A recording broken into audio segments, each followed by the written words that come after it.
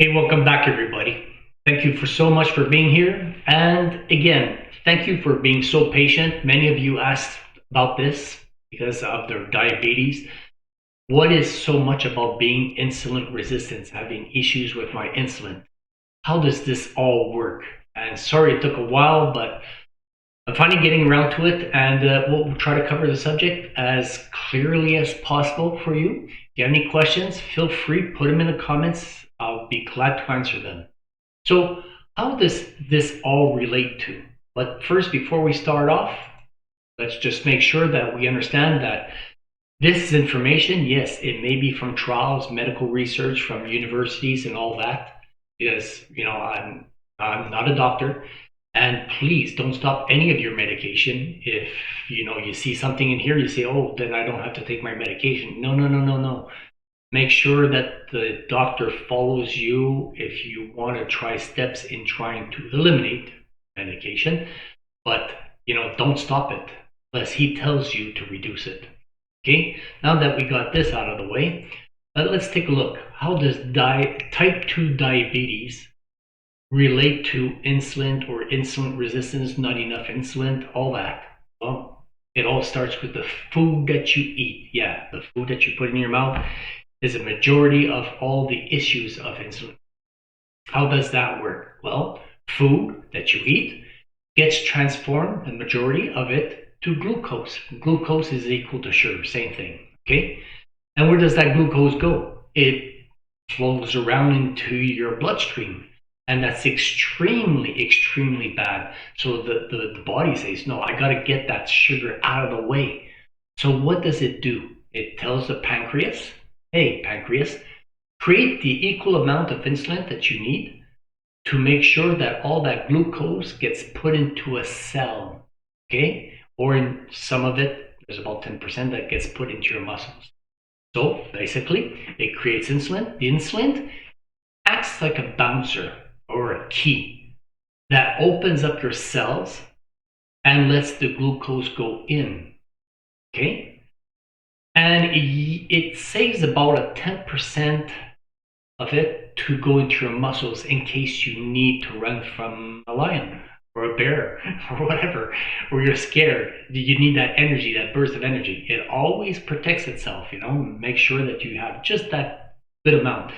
The rest, it will store into your cells, give it to your cells, and your cells will use it as energy, like nutrition with oxygen. Your cells, the mitochondria, will use that as energy called ATP. I'm not going to go into that in case of ATP. You guys could look it up, or I'll make another video on that later on.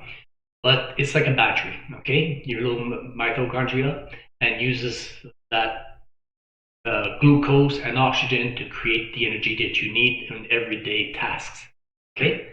Now, why do we go to, or how do we get there to a type 2 diabetes?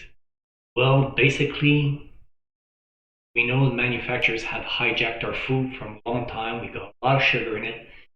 And we've been taught for the last 30 or 40 years that, hey, snack, eat, snack, eat, snack, all the time.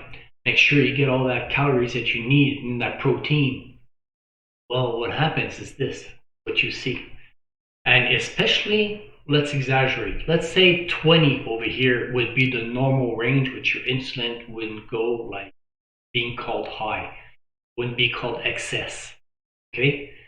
Well, what happens is we eat, we take breakfast, our insulin goes up.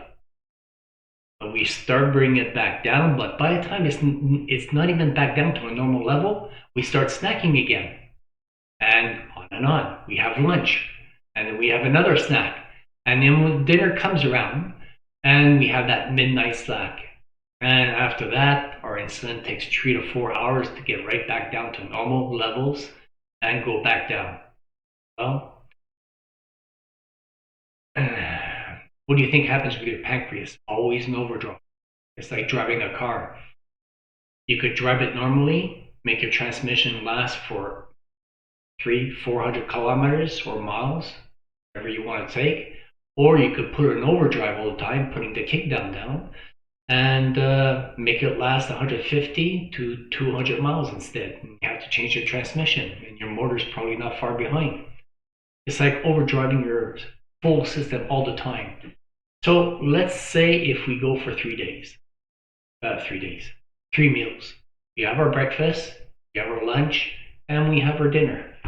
So our insulin goes up, but it has time to come back down to normal ranges. I know you're gonna say that it shouldn't go up more than 20. We should eat food that is savory and good. Yeah, that could be another discussion for another time.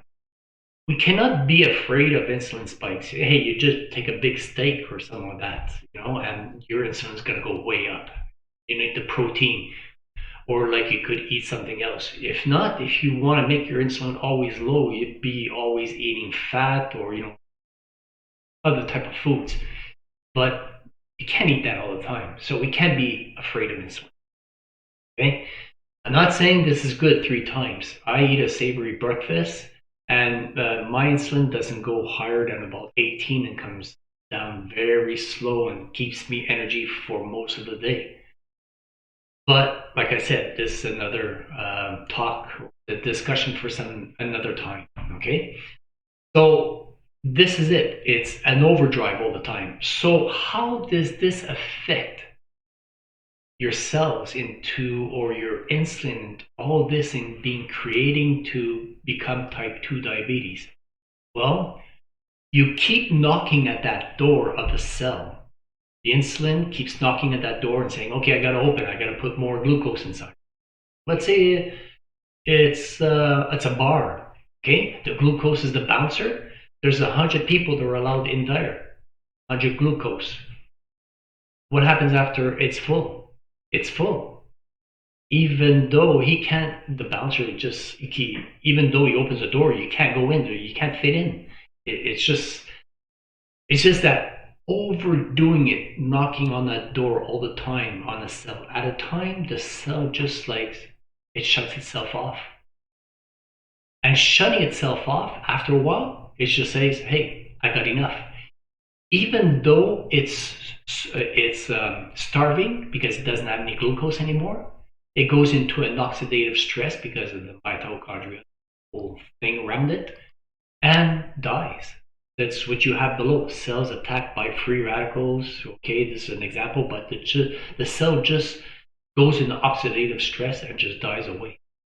And after a while, and after years of doing this is what we call insulin resistance.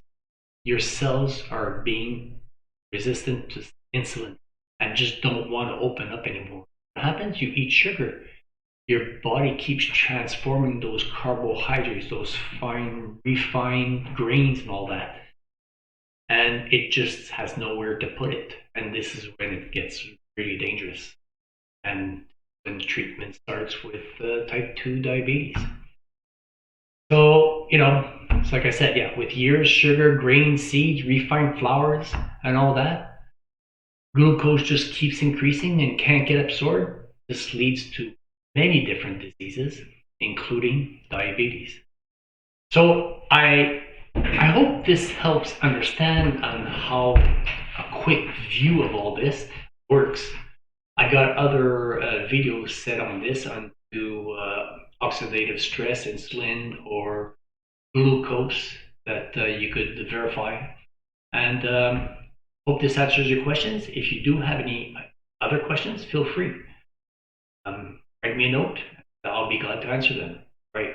Thank you and have a good day.